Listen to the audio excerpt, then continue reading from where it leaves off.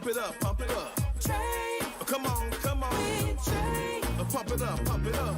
It's the day with Trae. This is the day to gain inspiration, to make a positive change in the nation. We're inviting you to partake in conversation, to raise your vibration. It's the day that we will all celebrate all of our peeps that make this thing elevate. Watch the negative fade away, cause it's the day with Trae.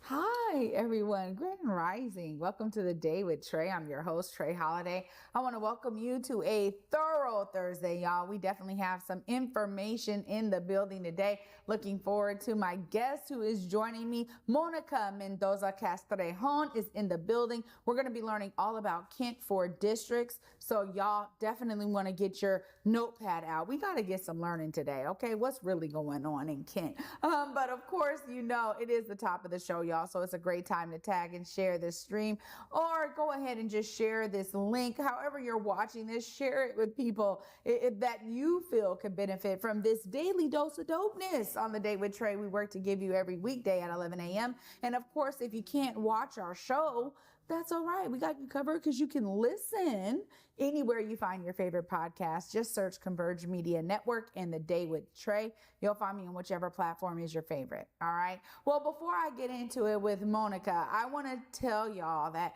last month I got to cover an amazing event that we didn't get to share yet on the Day with Trae. And so I wanted to take the opportunity to share it with you now, because there is a huge effort to bring, that's right, the Supersonics back to Seattle. And I was able to be there with some great folks who are really uplifting that effort and looking to make sure people are aware that this is happening. They were like, let's bring community in, have a good time, and just talk about how much we love the Sonics. This was the Sonics Was Taken. Take a look.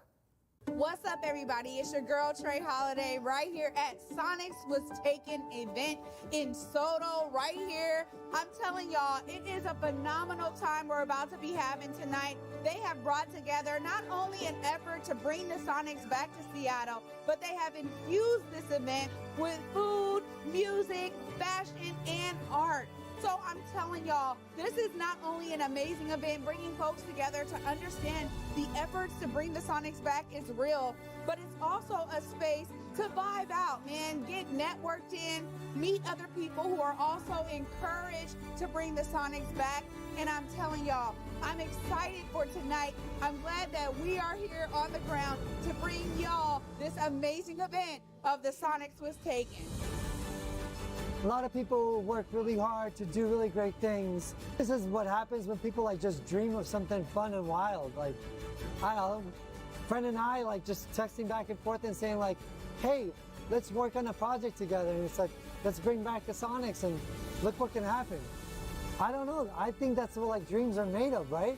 We really just wanted to put some merch together that was like inspired by the Sonics, but then after we started building it, more ideas just started compiling onto each other, and we're just like, hey, let's just like work with the people that are here at Great Pants because they can help us like realize all these crazy ideas that we have. And all the art pieces, I remember showing up here, doing a couple of the photo shoots, seeing the process, seeing everyone work. Like I know like it took like months to like get this together. Like I know it's already about to be amazing. Okay, so it's important to know that Seattle is on the map and like crushing it, because what we're seeing here happen is an atrophy of talent leaving sometime. Really ingrained in that tapestry of arts and culture. And so we just need to like broadcast it out a little bit louder, a little bit prouder, I think, to the rest of the world. The Sonics Was Taken event, we put a lot of planning behind like the user experience. And like my background's in marketing and retail, and like how you feel in a place through every sensory like experience, taste, touch, sight, sound, and smell. So like our first impression was like the gate where we have security, right? And so like you're in this industrial district, you don't know what to expect, you know, like, but then you open this door and you're a championship tunnel and you see like the flags and you've got like the swag and the lights and the mood and the vibe. Music's pumping through and you're just like, what is going on here? And that was kind of like the thrill of it. We wanted to build in experiences, but we also wanted to build in surprises. we wanted to make sure that people are aware of what we're trying to do here. And I'm hoping within the next year or two that we'll have the Seattle Supersonics back here in Seattle. I think this venue, this event that we're having right now is perfect. It's perfect. Oh my God, I'm so excited the fact that we have an opportunity to bring the Sonics back and then have all the network around them to make sure that we're successful. I love seeing the ingenuity and how our young people think. This city has been missing that NBA pulse. It's something that just excites all the kids, all the adults, and for people like us, it's kind of nostalgic. But I think what's even bigger is people finding these events and learning that they're here and also coming out and knowing that they're welcome to come. What's up, everybody? Trae Holiday back here with y'all. It has been an amazing night. We got some great interviews of folks who were talking about why this event is important and also why it's important for community to be involved in the effort to bring the Sonics back. This was dope.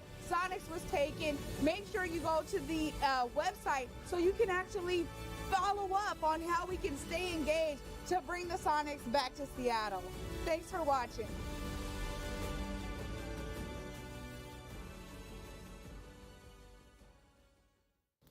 Wow, it was so great to be there. Shout out to my Converge crew for being there on the ground with me covering that. And of course, my good girl, Basa Gordon was in the building. It was great to be with her. You know, it's also really interesting because this effort has been taking place for a very long time. And to be honest, I'm excited just as much as so many Sonics fans are excited.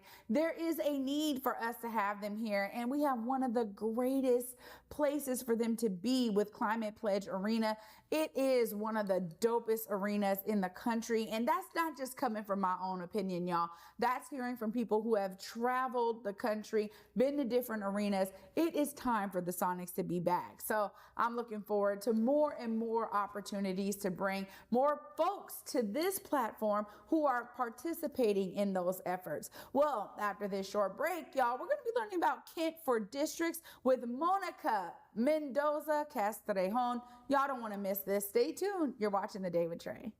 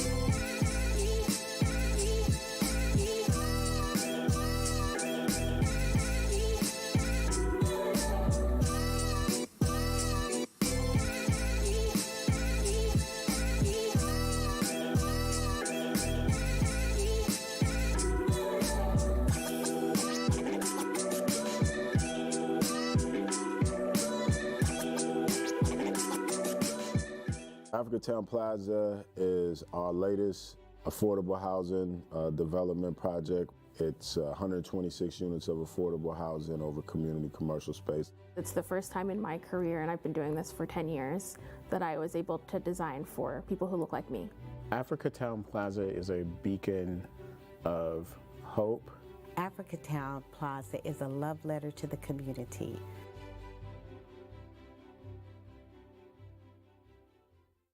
Welcome back, everyone, to The Day with Trae. I'm your host, Trae Holiday. Here it is. It's time to get into it with Monica. Hi. Hello. Thank you so much for having me. Yeah, this is really one of those things. I mean, I read about this a little bit. I'm looking to dive in. And before we kind of get to Kent for districts, I got to hear about your background. I mean, what got you into community organizing, activism in this way? Absolutely. So, I was born and raised in South King County to Mexican farm worker parents. And my first year of life was in Kent. I grew up in Smith Brothers Farm. It was previously Smith Brothers Farm, grew up in East Hill, moved to Renton. So I've seen a lot of Kent and the changes, and I grew up very working class as well. So, it was largely my mother and I, we went through housing instability, and, so Kent just I've seen those changes, right? And the impacts of, Black and brown communities, working class communities. And I went to the University of Washington, and I was involved with a lot of student activism there. But, after, working on different campaigns, housing campaigns, working with candidates, my husband and I moved back. We went to Kent about 5 years ago. And, he did run for office, and I had seen also just this history of many Black and brown candidates who've run before in Kent, where, they might have a last name that sounds, non-Anglo, or, they have darker skin, or, the issues that they're advocating for are of Black and brown communities, working class communities. And there's just this trend, right? Just this historical trend for many years where they keep losing. And so, myself and others in Kent, right, we decided to look further into what is going on. And we noticed that there's one part of Kent that, has a disproportionate influence on elections. And we were like, let's do something about it. So.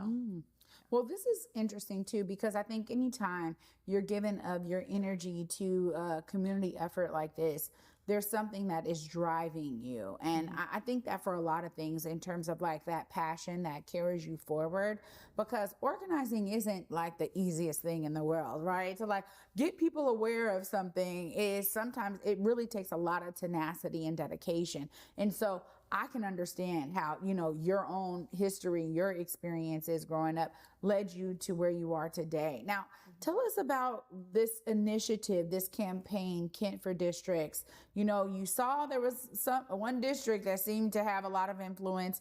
What are y'all doing? Because if I'm not mistaken, Kent doesn't actually have districts necessarily right now, right? It's kind of like everyone's voting kind of at the city level. Tell us about some of that so we understand this foundation here. Yes, absolutely. So Kent currently is an at-large election system, all council members. So all 7 council members are, represented at large. They're voted in by, everyone in the city. And so there are about, there's a little over 70,000, registered voters in Kent. So, and there's over 130,000 people in Kent. And so, as far as, no, there are no districts, but the data, when some of my friends that, analyze the data, they were able to see that there's just one part of Kent that has that disproportionate influence on who gets elected into city council. And it just so happens to be that it's the least diverse part of Kent. And Kent is the most diverse city in the state of Washington, one of the most diverse in the nation. So, one thing we're talking about, with districts, right, with this campaign is for real equitable representation, not just by those who get elected, but also of the voters. And also, most of the council members still to this day, and historically, they come from one part of Kent, which is closer to that neighborhood. There are some parts of Kent that have never had representation, or it wasn't until very little that there has been, someone who lives there. For example, West Hill. We have 2 council members, Brenda Fincher and John Boyd, who live on the West Hill, but it's been more of a recent development that they got elected. And in the valley of Kent, which there are more, apartments, more renters, there has never been someone who lives that in the area we consider the valley representing on council. So this, to get into like more of the details, this would make it so that 5 of the council members would be districted and 2 would be at large. Yeah, which is really, that's reflective of what they have in Seattle, right? Yeah. Something similar. Yes, it's something very similar. I will add that, by this being something very Kent-led, right? We wanted to look at, what would work for Kent, right? So we were very much like, this is something that would be for Kent. Myself also, I was inspired partially to look into this by what happened in Yakima.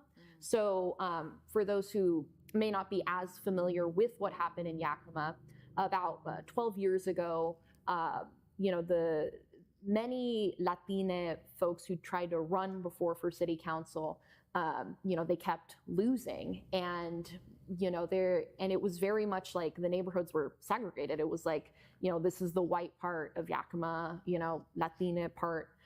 So there was an attempt to do an initiative that ultimately failed. And then the ACLU with other community members came in, sued the city.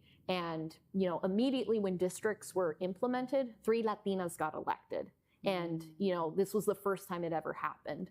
So yeah, and there are other cities as well in Washington State that have, districts, right?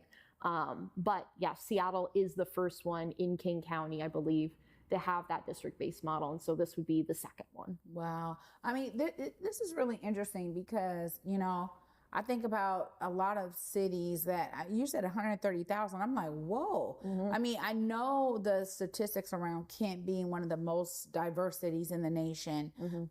And it's so interesting. When I first got my very first apartment was in Kent. And I did not know much about Kent before living there, but I was like, whoa, there's a lot of different people here that are living here. And I was like shocked to see the wide variety of diverse populations that were there in Kent. But it's interesting because when you talk about, there being, this one area that seems to have influence, were y'all able to dive deep to understand why? I mean, it's like the why is interesting. And as far as that part of Kent, it's closer to the country club. So it's closer to the country club.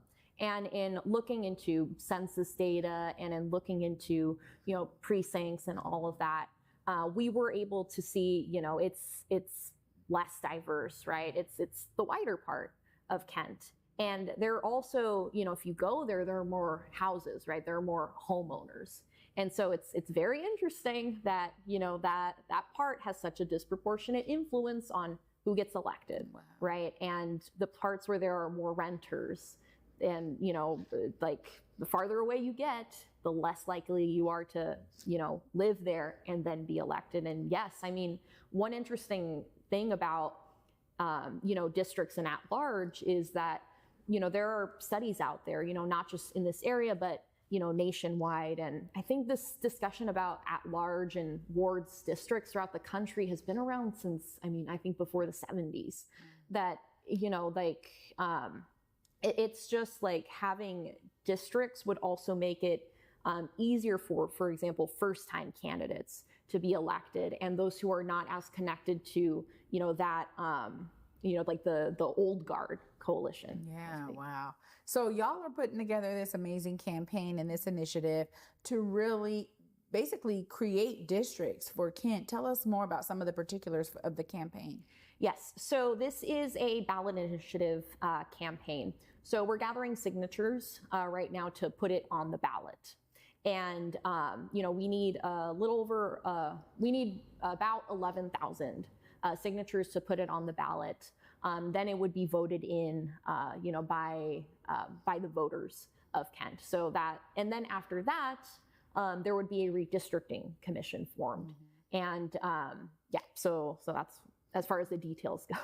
Well, how are y'all getting folks engaged in this effort? I mean, I think sometimes when it comes to civic engagement, there's not only a lot of energy that's necessary, but a lot of education.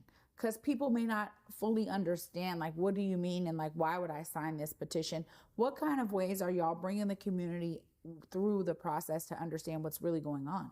Absolutely. So, it's a joint effort, right? So it's very much folks who are in Kent, coalition partners, organizations, who are coming. And so it's that like combination of going to doors. So, we are knocking on people's doors, like that traditional campaign. And because it is a signature gathering campaign, we're going to different sites, right? Like the libraries and, like sidewalks of locations and events. Yesterday we were just at annual Kalsa Day event at the Excesso Showwear Center in Kent. So, we're going to events, we're going to places, and, we're knocking on doors. It's really that effort, right? And it's really, a joint effort, with as many people as possible, right? It really is something we're all, working on together. Wow, this is an amazing feat. Of course, I got to give you time because if folks want to tap into the campaign, if they want to figure out how they make sure that they're a Kent resident and they need their signature on that petition, please look right here. Let folks know how they tap in. Yes, absolutely. And thank you. So you can go to our website, www.kent4districts.com. We're also on social media. So we have an Instagram, same thing, Kent4Districts. So it's at Kent4Districts, also on Facebook. But please, go to our website or message us. You can sign up to volunteer. We need all the help we can get. And yeah, when you go to our Instagram, there'll be the link tree. You can click on it. There's some RSVP shifts. You can also contact us on the website for ways to get involved. Wow, Monica, thank you. This is amazing. I really am so encouraged and inspired by folks like you and your whole team, folks who are pouring into efforts like this, because without you saying something, it would just stay the way it is, probably. So thank you for giving us some information and some insight into this amazing campaign. Let us know when y'all are, let us know how it goes. You got to keep me informed now. I'm engaged. Thank you. Absolutely. Thank you so much. Thank you. Wow, y'all. What an amazing opportunity to learn about some of those insights that's going on there in Kent. Y'all, I'm going to wrap all this up right after this short break. Stay tuned. You're watching The Day with Trae.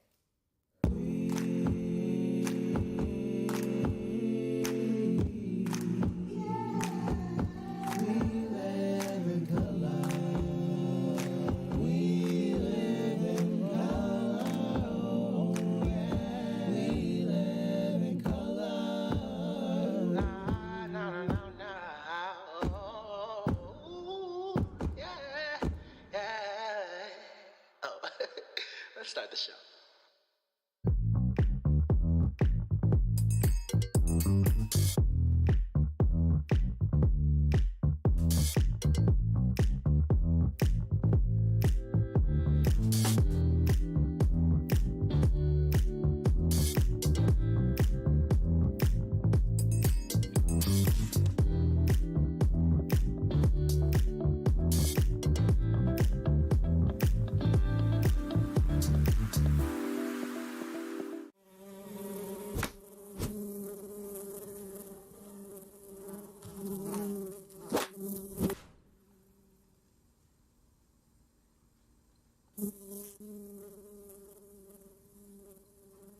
No fly zone, huh?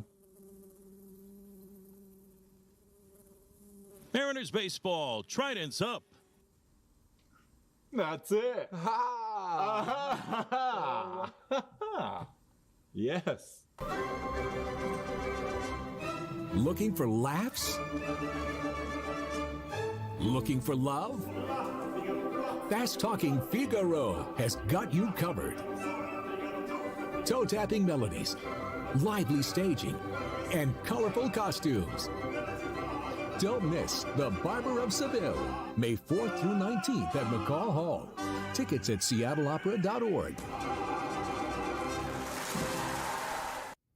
Welcome back, everyone, to The Day with Trae. I'm your host, Trae Holiday. What a thorough Thursday indeed. I want to give a huge shout out to my guest, Monica Mendoza-Castrejon, for being here. You know, this is important because when you think about how we make our cities better, it is efforts like this. It is initiatives like this. If you are someone out there who is like, look, something needs to be done, you got to point at yourself in the mirror. It's you to do it. And I love seeing people rise to the occasion to say, no, I'm not going to wait for somebody else to get it right. We're going to go ahead. We're going to get those 11,000 signatures. We're going to move the needle here because it's necessary. You know, I'm inspired. I want y'all to be inspired because when we all pour into efforts like this, we make our places better than we found them. So be inspired, y'all, because you too can be a part of the solution, as Monica has shown us that she is today. Of course, y'all, I'm going to wrap up the week tomorrow on Friday at 11 a.m. And until then, y'all, peace.